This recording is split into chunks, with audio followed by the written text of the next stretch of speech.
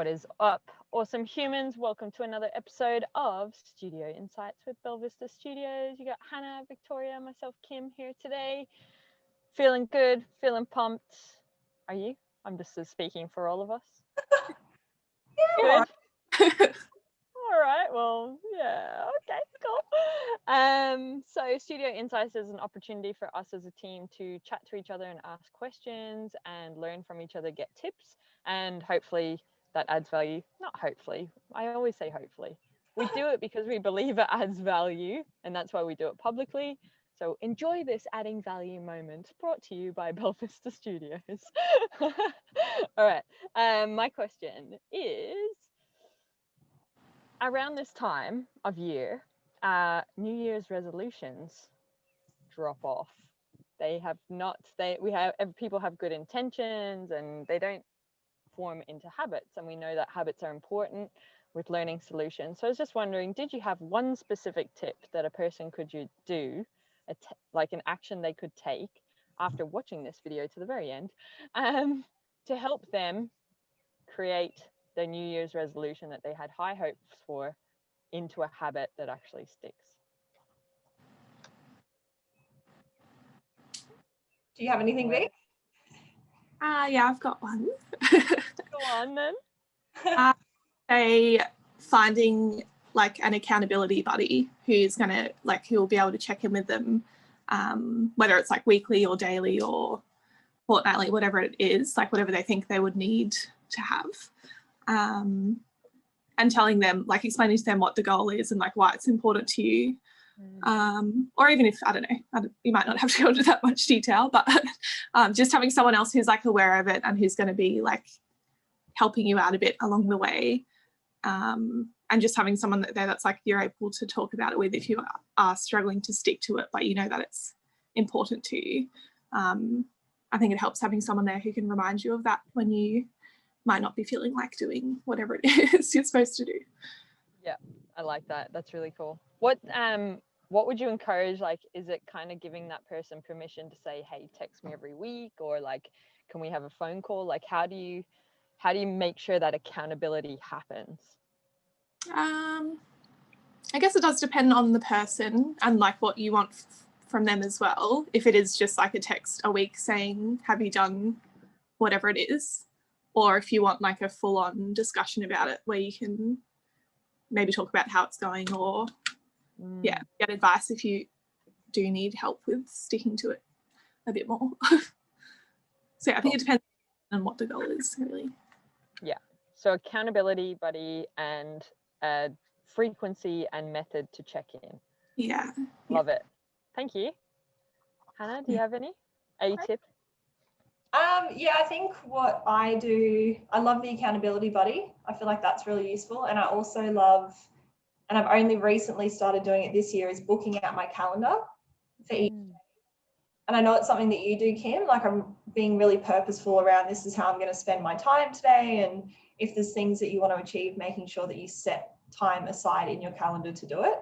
And it can seem like really over the top. Like I know like Victoria was like, do you really need to put all of that like personal, like real, like, I don't know, it'd be something that you would obviously do anyway. But I've found like just being like really clear and like OCD around like what's every single thing that I'm going to do today and booking it out has really helped me to do that. Even like, social meetups with friends and stuff like that. Because if I have that in there, I can see, okay, because say I'm meeting up with Victoria today, that's probably going to take around 4 hours. So it only leaves me this amount of time. And if my goal is to go to the gym every day, how is that going to fit in with the rest of the day? So yeah, for me, it's like calendar invitations, and it pops up on your phone and reminds you, and just like following that. And it feels good at the end of the day. Like if you achieve everything booked in your calendar, you get like, oh, yay, I did it. That's cool. Love it. So very specific schedule, like down to the level of detail. Like I need to walk the dog, I need to go to the gym, but the gym class is this time, but travel time is this time, for example. So really specific and detailed. I love it. And buffer time I'd add in there as well, because things don't always go to plan. Or that random phone call, or like getting held up somewhere. So just buffer time as well. I love it. Thanks, team. over to someone else's question. What about you, Kim, before we move on? I think I think they're great, amazing, and they work for me. If I took it back a level, I'd say if it's not happening now as a habit, your why isn't strong enough, your motivation behind it isn't strong enough.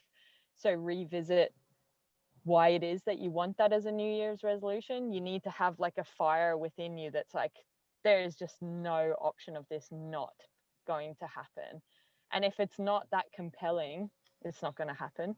And it just relates back to learning. Like the learning has to be compelling and add value, whether it's a pleasure or a pain thing for that person to actually care about it. So figure out, is this thing causing me enough pain that I am jolted into action and there is no negotiation that this is now a habit and it has to be this way, or this will bring me so much joy and happiness that it has to be in place. And then you don't really need the structures. Maybe you do in the beginning, like what you've shared, just to help remind around like, this is why it's important to me, please check in with me. But if your why is strong enough, it makes it very easy for a habit to be formed and continue. That's cool. Is that your question done now? Cool. Back a level. That's really cool. You've You got to the root statement for your success statement for your goal or your New Year's resolution or whatever. Yeah, love it. Sweet. Nice. All right. Vic, what's your question? I think Hannah cheated then if that was her question. We'll come back to her. Don't fret. All right. So my question is based on something we worked on as a team together this week, but it definitely applies in the learning world as well. Pretty successful, wasn't it? What's coming up here? So whether it's like a team discussion or like a workshop with a client or any kind of like group meeting or discussion, what tips do you have for like making sure everyone stays like on track and on the same page when little confusions and things might occur throughout? Speaking from experience. I was just going to say that. Well, I know my lesson learned was we bang on about success statements for learning and workshops and projects. Have a success statement for every bloody fucking thing that you're doing, including a little team discussion about something. Yeah. And then when people are confused themselves, they can check themselves around the success statement, and we can check our ideas and keep us on track with that accountability. So you have to have a clearly defined success statement for all activities. Do you want to add anything to that? Yeah, I think like Kim said, it's a success statement and just it's something around like referring back to it throughout the session, like checking that it meets that. And then also I think there's like an element of everyone has like different views in their head of what discussion has taken place. So just like whether there's a facilitator or someone just like at each part of the workshop just saying, okay, this is where we're at the moment. We've got part one, part two, this is what's in each part. Is everyone on the same page? And then moving forward to the next section, I think would be useful. So yeah, I think it's a success statement and just like checking in certain parts and like looking back what's been discussed and making sure that everyone understands the same way. Because I think we all like hear things differently. Just like getting on the same page is good. Yeah. I'll agree with that. Do you have anything to add there, Vic?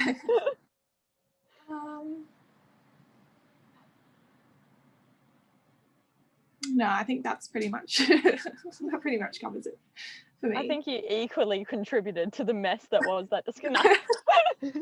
So surely. Just Hannah said facilitator. I think that was you.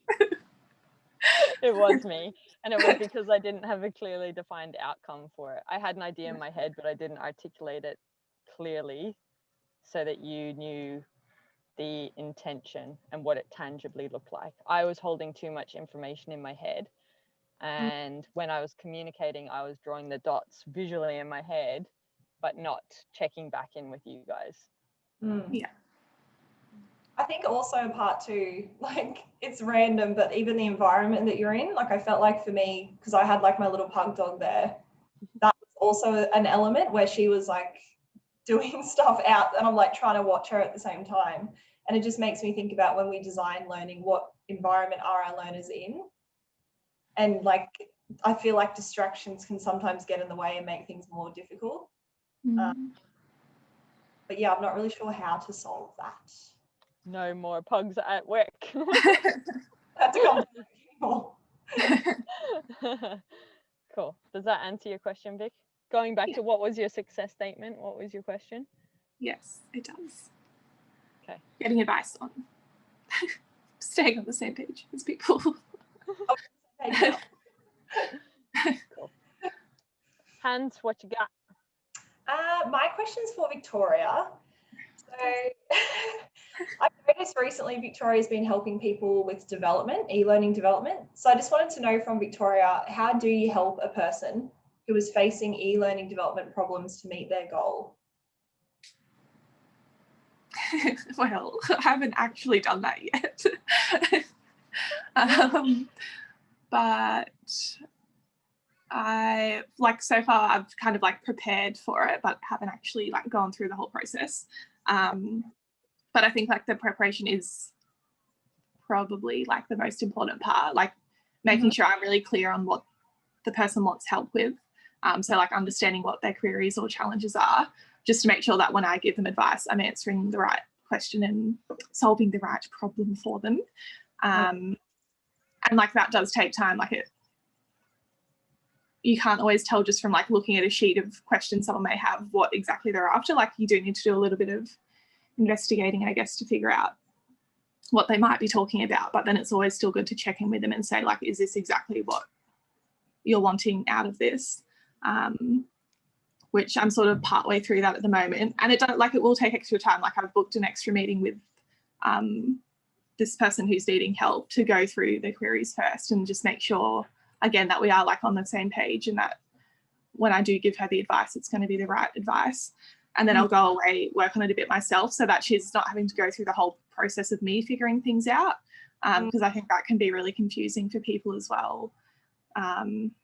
If it is something where I might not know the answers straight away, like you don't kind of want to see 10 different tries of me doing it and not getting it and then being like, oh yeah, actually this is the right way of doing it. Like it's good to kind of just get right to this is how you need to do it in future. Yeah. And yeah, then I guess checking back in again at the end to say, like, this is what I've come up with. Does it all make sense to you now, kind of thing? Yeah. All right, cool. So it's been clear. The first thing is being clear on their problem. So understanding what they're actually trying to achieve. Like you said, sometimes it is just lots of little problems within a development file, but like what are they actually trying to achieve for each?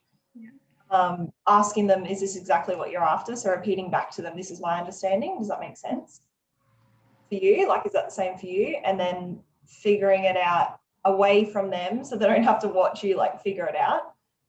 And then when you check back in with them, you showing them how you've done it to help them be able to do it into the future. Is that right? Yeah. Okay. And I think like, because sometimes it is helpful if you show your process of figuring things out, but I think if it's something I may not know straight away, it can be a bit too overwhelming for people to see it. But I think that's something I'd try and explain more when I've like understand it myself and can explain it back to them, is like explaining my process fully then, so they only get the important parts of that I did by myself. Yeah. Like, I don't just want to jump in and be like, yeah, this is the answer, and they're like, they won't really learn that way necessarily. But yeah, I think there's certain elements they can hear about, but they don't need to necessarily sit there for hours while I'm clicking 50 different things. Yeah, that's cool. I guess it's like the need to know information, right? Like when you go back to them, you don't need to say, first I looked at this. Yeah. This comment, and then it took me there. Like you can sort of like figure out what's a need to know information or actions I need to take to achieve this, and then just sharing. Yeah, exactly. That's cool. Thank you. No worries. Satisfied, everyone? Yeah. All right. Well, I like those two little observations that I just want to make around what happened with you two. And one of them is like, I just love that, you know, we don't have to be the expert. So like we are an e-learning studio, but what Vic is describing there is someone's coming to us because they can't figure out how to do something and we don't know how to do it either, but we'll work it out. And like people would think they can come to us and go, you'll know it straight away and be able to fix it like that, but we don't have all the answers. There's just so many complexities, and we're totally cool with not knowing all the answers because we trust ourselves to be able to figure it out. So I think that's really awesome. And it can be, you know, I think Hannah, you talked about that godly in the abstract video of like there's all these gods out there, and like are we trying to like meet their level? And I guess what I'm trying to say is we're all just humans figuring it out, and everything's an experiment. So don't be looking to, like, if we're giving you permission to say right now we don't have all the answers, but we'll figure it out, we trust our process, that's what instructional design is about, problem solving, and that's what we're going to do here. So I think that's pretty cool. And permission for you watching at home as well to not, you don't have to be perfect, and you'll never grow and know everything, so you just got to know how to figure it out. And then it's a lot more freeing and relaxing and less stressful when you get someone coming to you with complex development questions that they need support with, that they've already spent hours trying to figure it out, and on a first glance you don't know the answers. And the second observation, which I think Hannah does really well, and she's done it a few times, and I encourage you to figure out what your process is, but she always is breaking down what are the need to know things that Vic has just told her, and then she summarizes them back at the end. I know that's part of you embedding your learning and making sure that you're clear on what you've heard so that you can then go and apply it, and that's your own little process. And I just encourage people to reflect and think about how that same benefit that Hannah is getting from doing that you can do it for your own learning process when you listen to our videos and things like that. So I think that's really cool. Lovely. Nice. Well, thank you, team. Appreciate you. You're awesome humans. And thank you everyone for watching the video. Another episode of Studio Insights. Go get lost in our YouTube world because it's freaking epic. And the people that get lost in it and apply the stuff get really, really good results for their career and for their personal and professional development. So follow that recommended stuff from YouTube that it's thrown at you. Enjoy yourselves and take action with anything that resonates. Bye.